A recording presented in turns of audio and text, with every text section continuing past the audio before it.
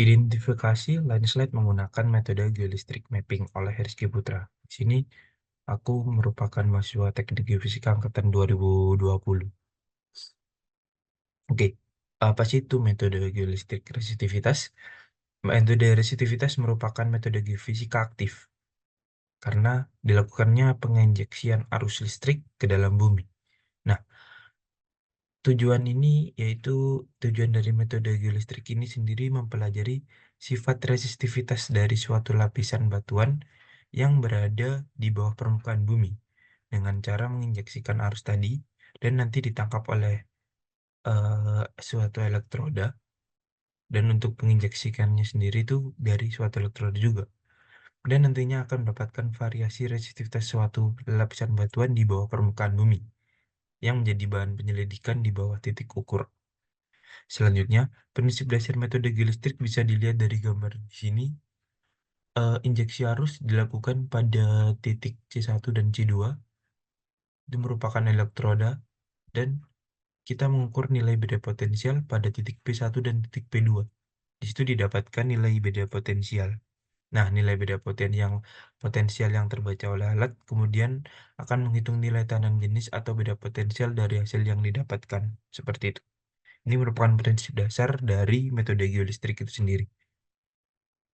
Selanjutnya, prinsip dasar juga terjadi dengan hukum Ohm, di mana bahwa arus listrik I yang mengalir melalui sebuah penghantar atau konduktor akan selalu berbanding lurus dengan beda potensial V yang diterapkan kepadanya dan berbanding terbalik dengan resistansinya. Secara matematis dapat dituliskan sebagai berikut: R sama dengan rho L per A, di mana rho sama dengan R A per L. Terlihat sesuai pada gambar.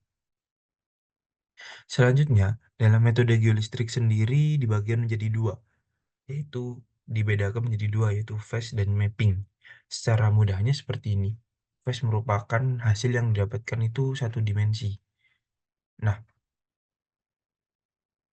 eh, untuk mapping itu dua dimensi. Untuk pengambilan data ini merupakan data phase itu bersifat vertikal atau ke bawah vertikal. Nah, sedangkan mapping itu secara horizontal, eh, atau bisa disebut lateral. Untuk kegunaan itu sesuai masing-masing, namun biasanya ada beberapa tujuan yang berbeda. Secara yang aku sering dapatkan, VAS itu biasanya digunakan untuk mencari air tanah. Nah, untuk mapping ini biasanya juga digunakan untuk landslide atau yang akan kujelaskan ini pada hari ini. Selanjutnya, konfigurasi dalam geolistrik sendiri dibagi menjadi 5. Ada Wenner, aslinya 3. Wenner sendiri dibagi menjadi 3. Jadi Wenner, Schlumberger, dan dipol-dipol. Wenner sendiri dibagi jadi 3, yaitu Wenner alpha, Wenner beta, dan Wenner gamma. Wenner alpha yaitu sensitif terhadap perubahan vertikal dan jangkauannya lebih dalam. Selanjutnya untuk Wenner beta, sensitif terhadap perubahan horizontal, kedalamannya dangkal. Sedangkan Wenner gamma tidak memberikan hasil yang baik terhadap perubahan baik secara vertikal maupun horizontal. Selanjutnya untuk selam bersih. Nah, dalam Flash biasanya digunakan konfigurasi selam bersih ini, yaitu kegunggulan dapat mendeteksi adanya sifat tidak homogen atau non-homogenitas suatu lapisan batuan pada permukaan dengan membandingkan nilai resistivitasmu pada perubahan jarak elektroda Mn/2. Selanjutnya untuk dipol-dipol ada kelebihan dan kelemahan. Untuk kelemahannya sendiri terlebih dahulu, pengukuran medan listrik lebih sulit pada jarak yang cukup jauh, membutuhkan arus yang besar, membutuhkan instrumen yang sensitif. Untuk kelebihannya, dapat digunakan untuk penetrasi kedalaman yang dalam dan waktu untuk perubahan bentangan relatif pendek, seperti itu. Untuk pada hari ini, dalam pengolahan ini, aku menggunakan konfigurasi Wenner, seperti itu. Di sini ada beberapa konfigurasi dalam pemakaiannya. Ada Wenner alpha, Wenner beta, Wenner gamma, Schlumberger, dan dipol-dipol. Selanjutnya aku izin menjelaskan sedikit terkait landslide. Landslide itu biasanya kita sebut tanah longsor, ya. Tanah longsor merupakan suatu gerakan massa tanah atau massa batuan yang menuruni lereng yang diakibatkan oleh penyusunan lereng bersifat kedap air atau jenuh air sehingga lapisan tersebut bertindak sebagai peluncur. Landslide juga bisa dibilang peluncur itu karena suatu tanah itu bergeser dikarenakan ada ini bersifat terdapat kan penyusun lereng yang bersifat kedap air atau jenuh air sehingga lapisan tersebut bertindak sebagai peluncur. Kasarannya seperti itu. Soalnya jenis-jenis lensa dibagi menjadi banyak. Cuman dalam kesempatan ini aku hanya izin menjelaskan tiga karena menurutku tiga ini yang paling sering ada seperti itu. Untuk jenis-jenis landslide yaitu falls jatuhan, topel robohan dan eh, landslide atau slide luncuran. Nah, falls di sini terlihat pada gambar. Biasanya terjadi di lereng curam atau vertikal daerah pesisir sepanjang tepi sungai, sungai yang berbatu. Biasanya tiba-tiba jatuh ini. Ini kayak jatuhan gitu, seperti itu. Nah, untuk topel ini robohan. Robohan ini merupakan perpindahan massa tanah atau batuan di sekitar titik atau sumber bawah pusat gravitasi dari massa yang berpindah. Nah, perpindahan terjadi karena dorongan gaya gravitasi yang diberikan oleh berat material lereng yang diakibatkan air atau es yang masuk ke celah-celah massa tanah atau batuan. Nah, dia itu masuk di celah-celah batuan, maka terjadinya robohan atau toppling. Selanjutnya ada slide. Nah, ini yang sering umum kita temukan, yaitu gerakan menuruni lereng dari massa tanah atau batuan yang terjadi pada permukaan pecah atau pada zona yang relatif tipis dari regangan geser yang kuat. Nah, slide ini dibagi menjadi dua lagi, ada rational landslide dan translational landslide.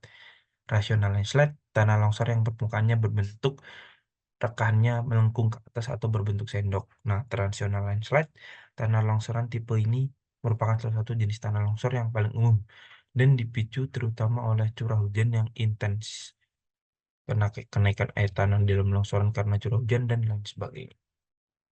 Selanjutnya di sini sedikit menjelaskan untuk pengolahan data ya teman-teman. Di sini aku izin memperingatkan dan ini data ini hanya digunakan untuk kegiatan segera dan tidak digunakan untuk kepentingan lainnya. Jadi mohon maaf teman-teman tidak bisa aku sebar untuk datanya karena ini bersifat private dari tempat aku PKL sebelumnya. Nah, di sini aku udah memprivatekan di mana daerah X hari tanggal Selasa start jam 7, panjang lintasan 190 meter, cuaca cerah. Untuk konfigurasi Weather, untuk data yang diambilin nanti geolistrik mapping. Nah, sebelumnya untuk pengolahan di sini aku dimulai dari R ya teman-teman. Kita mencari R dengan rumus ini, udah aku tulis di sini untuk memudahkan. V per I, kita langsung tulis aja dengan V per. Nah, selanjutnya untuk nilai K. Nilai K di sini di situ udah aku tuliskan jadi 2 dikali dengan Pi dikali dengan P1 dikurangi dengan C1. Nah, ini merupakan rumus nilai K. Selanjutnya ini merupakan nilai rho. Nilai rho itu udah aku tulis juga di sini di mana R dikalikan dengan K.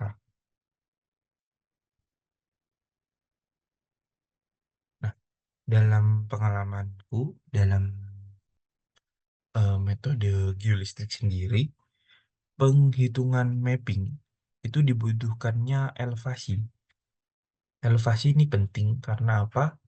Khususnya landslide juga ya. Kan kita dalam mengukur mapping dalam bidang miring seperti ini, kan pengambilan titik elektroda itu kalau mapping itu bentangannya luas seperti ini bisa dilihat. Nah, jarak antar titik itu ketinggian titik elektroda itu ketinggian berbeda. Jadi setiap pengukuran mapping kita mengukur ketinggian dari antar titik elektroda. Nanti akan berpengaruh pada hasilnya. Seperti itu, teman-teman. Nah, di sini udah aku tuliskan nilai elevasi dari ketinggian setiap titik elektroda di mana ini merupakan elevasinya. Nah, selanjutnya kita berpindah ke Notepad. Agar lebih mudah, aku udah mempersiapkan bahwa eh, rumus di Notepad itu ada beberapa langkah-langkahnya untuk restudiv inverse itu sendiri.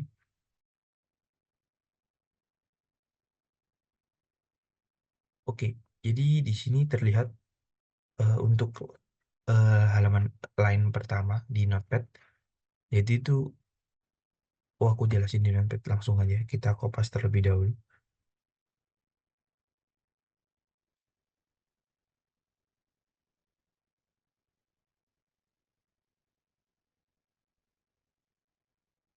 Nah, untuk line pertama, ini merupakan nama titik yang kita ambil. Kita asumsikan titik X. Nah, untuk 10, ini merupakan eh, spasi terpendek 10. 1 ini merupakan kode konfigurasi kita. 56 ini merupakan jumlah data kita. Nah, 0, 0 ini merupakan kode dari Notepad itu sendiri. Langsung kita copy saja kode data kita. Nah, data kita di sini sendiri, bentar aku bagi. Nah, untuk nilai 0 hingga 160 ini, itu nilai dari C1. Selanjutnya, untuk nilai 10, 20, 30, hingga seterusnya ini kan berbeda-beda. Nah, itu didapatkan dari ini, P1 dikurangi C1. Selanjutnya, untuk nilai ini sendiri, itu merupakan nilai rho. Seperti itu. Di sini ada yang menarik dari perhitungan kali ini. Yang udah aku sebutkan yaitu permasalahan elevasi. Jadi dalam resto di Notepad, elevasi itu dimasukkan di bawahnya nih data kita. Nah, untuk 2, ini merupakan kode dari Notepad untuk resto di inverse sendiri. Nah, untuk 20, ini jumlah elevasi kita yang udah aku kopas dari nilai elevasi ini. Seperti itu. Nah, selanjutnya kita tutup dengan 2, kita tutup dengan 0. Ini juga merupakan kode yang dari dari buku resto di inverse. Kita tutup dengan 0,4 kali. Jadi dalam resto di inverse itu, di Notepad kita harus tutup dengan 0,4 kali agar mengunci data. Itu berpengaruh di aplikasi resto di inverse-nya nanti. Gitu. Lanjut kita ke Notepad ya teman-teman. Nah, aku kopas dari nilai tadi. Udah semua ini. Lanjut kita klik file, klik save as. Em, kita klik.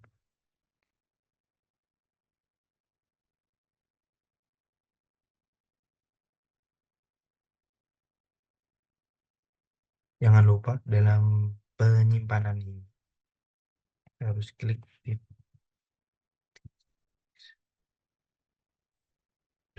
.ind karena ini penting.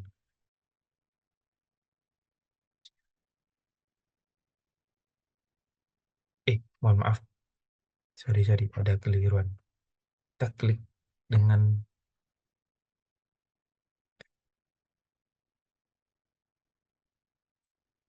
dot teman-teman.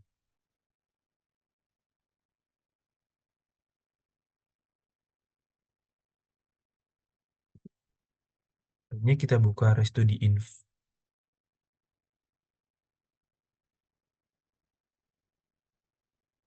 Oke, kita klik file, kita klik read data file,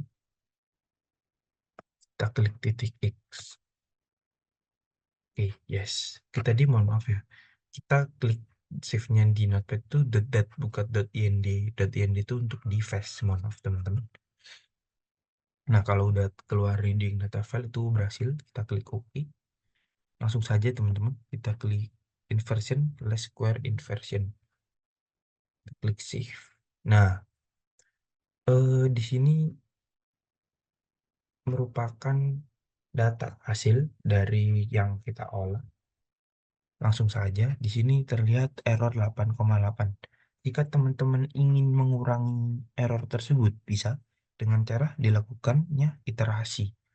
Nah, teman-teman ingin menambah beberapa iterasi, itu dituliskan di sini. Semisal, aku ingin menambah 3 iterasi. Kita klik OK.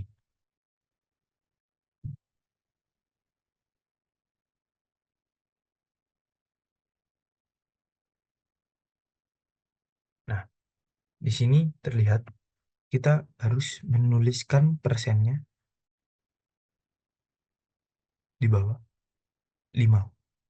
Nah, agar iterasi itu berjalan, kita diberi kesempatan itu 3. Untuk kesempatan ini sesuai dari teman-teman yang inginkan.